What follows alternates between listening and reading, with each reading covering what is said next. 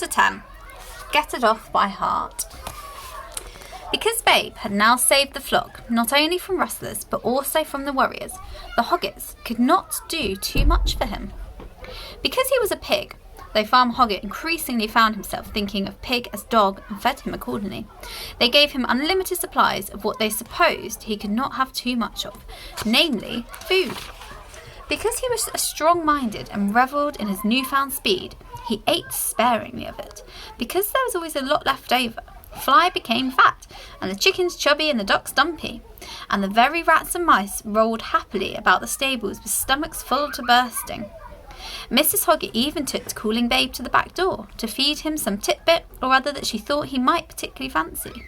And from here, it was but a short step to inviting him into the house, which one day she did. When the farmer came in for his tea, he found not only Fly, but also Pig lying happily asleep beside the Aga cooker. And afterwards, when he sat down in his armchair in the sitting room and switched on the television, Babe came to sit beside him, and they watched the 6 o'clock news together. "He likes it," said Hoggett to his wife, when she came into the room. Mrs. Hoggett nodded her head a great many times, and as usual, had few words to say on the subject. "Dear little chap, that you can't call him little no longer. He's grown so much, why he's big enough, you know what. Not that we shall ever now. Over my dead body, though I hopes if it ain't, you see what I do mean? Just look at him. We should have brought him in the house long ago. No reason not, why not, is there now?" "He might mess the carpet," said Farmer Hoggett. "Never," cried Mrs. Hoggett, shaking her head the entire time that she was speaking. "He's no more likely to mess than he is to fly. He'll ask to go out when he wants to, do his dues, and just like a clean dog would. Got more brains than a dog he has. Why, 'twouldn't surprise me to hear he was rounding up them old sheep of yourn. 'Twouldn't, honestly, though I suppose you think I'm daft." Farmer Hoggett grinned to himself.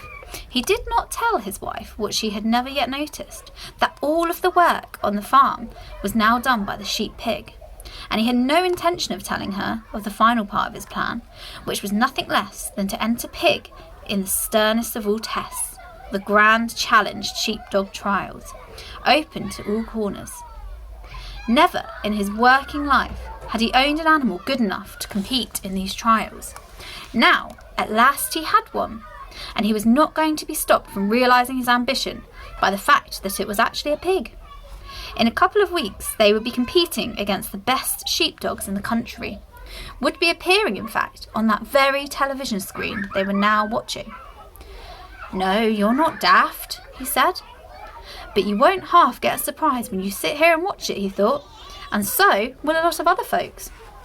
His plan was simple. He would appear at the Grand Challenge trials with Fly, and at the last possible moment swap her for Pig. By then, it would be too late for anyone to stop him. It didn't matter what happened afterwards. They could disqualify him, fine him, send him to prison, anything, as long as he could run Pig. Just one glorious run, just to show them all. And they couldn't say they hadn't been warned. The name was there on the entry form. He had been worried, for he was a truthful man, that the heading might say, "Name of dog," and then whatever he put would be a lie. But he'd been lucky. "Name of competitor," the form said. F. Hoggett. Name of entry, Pig. The simple truth. Shepherds usually give their dogs short names like Jip or Moss. It's just so much quicker and easier than shouting Bartholomew or Wilhelmina. And though someone might say Pig, that's a funny name, no one in their wildest dreams would guess that simple truth. The 2 weeks before the Grand Challenge trials were 2 weeks of concentrated activity. Apart from Mrs. Hoggett, who as usual was busy with household duties, everyone now knew what was going on. To begin with, Hoggett altered the practice course, cutting out all the frills like the plank bridge over the stream and building a new course as like as possible to what he thought they might face on the day. As soon as Fly saw this, she became convinced that the plan which she had suspected was actually going to be put into operation, and she told the sheep with whom she was now on speaking terms. Every night, of course, she and Babe talked endlessly about the coming challenge before they settled to sleep. In the stables still, though the Hoggetts would have been perfectly happy for Babe to sleep in the house, so well-mannered was he. Thoughtful as ever, Babe was anxious. not about his own abilities, but about his foster mother's feelings. He felt certain she would have given her dog teeth to compete in the national trials, the dream of every sheepdog. Yet she must sit and watch him. "Are you sure you don't mind, Mum?" he asked. Fly's reply was as practical as ever. "Listen, babe," she said. "First of all, it wouldn't matter whether I minded or not. The boss is going to run you, no doubt of it. Second, I'm too old and too fat, and anyway, I was only ever good enough for small local competitions. And lastly, I'll be the happiest collie in the world if you win. And you can win." "Do you really think so?" "I'm sure of it," said Fly firmly, but all the same she was anxious too, about one thing. She knew that the sheep pig, speedy as he now was, would still be much slower than the dogs, especially on the outrun, but equally she was confident that he could make this up by the promptness with which the sheep obeyed his requests. Here at home, they shot through gaps or around obstacles as quick as a flash, never putting a foot wrong. The ones to be shed nipped out of the ring like lightning, and at the final penning they popped in the instant that the boss opened the gate. But that was here at home. What would strange sheep do? How would they react to Babe? Would he be able to communicate with them in time? For there would be none to waste. She determined to ask the flock, and one evening, when Babe and the boss were watching television, she trotted off up the hill. Since that first time when she'd been forced to speak civilly to them, they no longer cried wolf at her. They now gathered around attentively at her first words that were carefully polite.